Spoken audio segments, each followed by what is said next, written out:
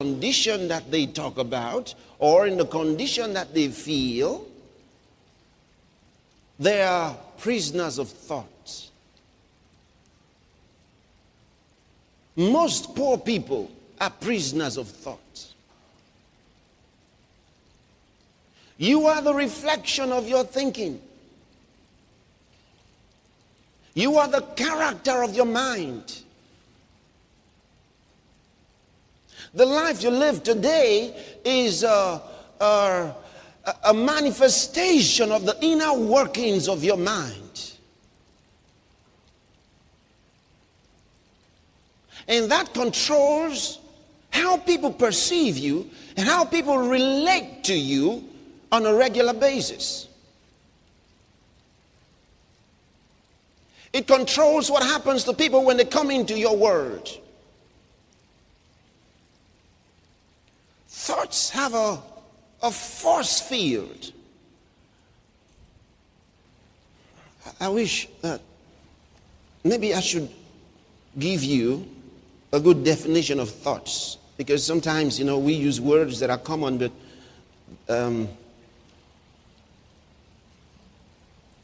we just assume we know what they are.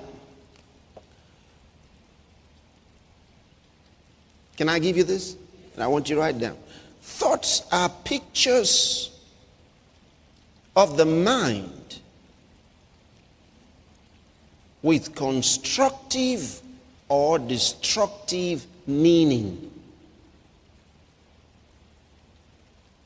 Thoughts are pictures of the mind with constructive or destructive meaning. There are thoughts of the mind, or rather, there are pictures of the mind without meaning. In that case, you're not thinking. Just because your mind caught a picture doesn't mean you were thinking. But thoughts, when you are thinking, you get pictures of the mind with constructive or destructive meaning.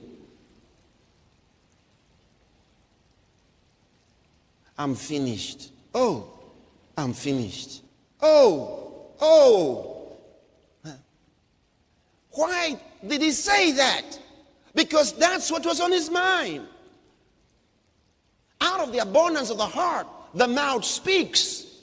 And that's why God seeks to work in your heart. He seeks to work inside you, because he knows that what comes out of you is what destroys you, or is what takes you, puts you over. It doesn't matter what problem you find yourself in. It doesn't matter. It doesn't matter what happens to you or with you. It never matters. What matters is what tools you got to deal with the situation. And one of the most important tools is your thoughts. Your thoughts. Thoughts of fear, destroy. Thoughts of impossibility, destroy. Thoughts of weakness, destroy. Ever heard somebody say, I know that I'm not a very bold person? They even boldly say it. You didn't get that? They boldly declare that they are not very bold. And yet he's bold to declare it. I'm not a very bold person, I'm very, very hot-tempered. See? I know myself. I'm very, very hot-tempered. When something is happening, I start boiling, boiling. You see, he is the character of his thoughts. He's come to understand himself. How is he? What is his life like? He works backwards in life because he creates his future by looking inside him in the negative character of his mind and seeks to project that into his future. I'm not a bold person. Because he saw that he was not bold. He saw that he was full of fear. He saw that his life was full of failure. You know, I've started many businesses and they all failed. So, you see, he's no longer bold to say, I don't like to do something, you know, because I don't know what might happen. Why? Because so many other things happened. So he looks at the backside of his life and sees all the negativism and then projects those negativisms into his future. And wonders why he's traveling this journey. The bondage of the mind. Ever thought that some people hated you? You just look at them, yes, I know they don't like me. That is why, you see, when you come into such places, you see, they are all Igbo people. So because I'm not Igbo, because I'm not Yoruba, you know, everybody speaks Yoruba, because I'm... Why do you think like this? Joseph was a prime minister in Egypt.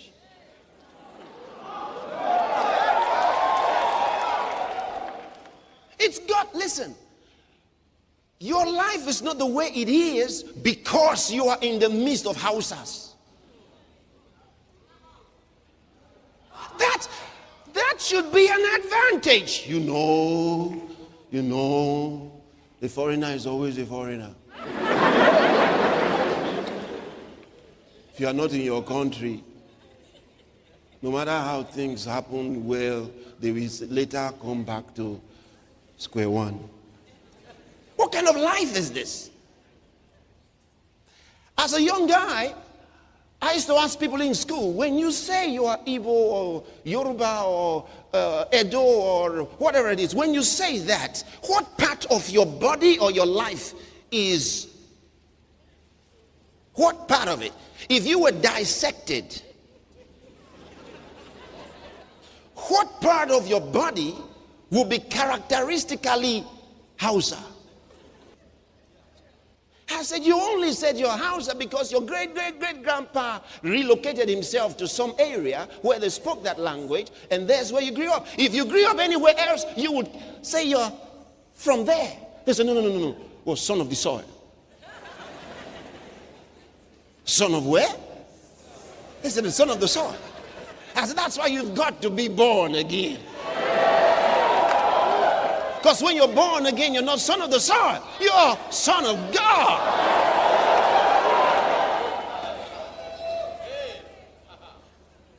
You see, my roots are, you know, people, they like to act like they are cultural.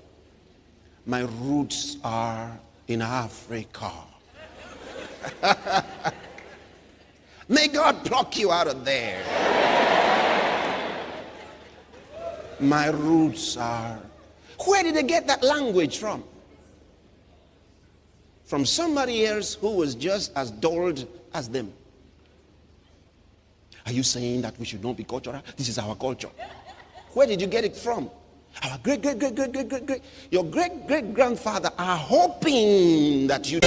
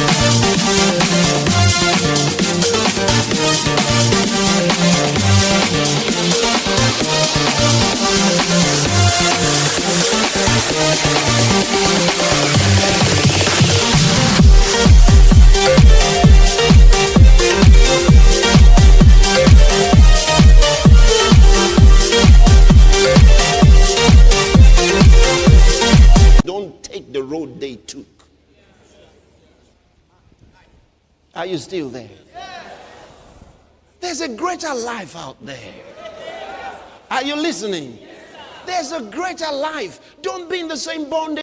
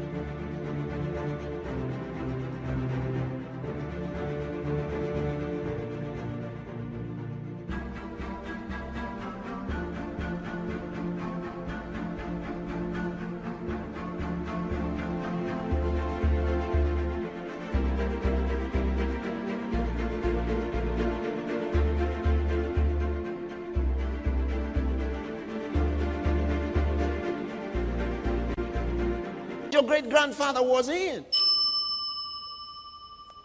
Your roots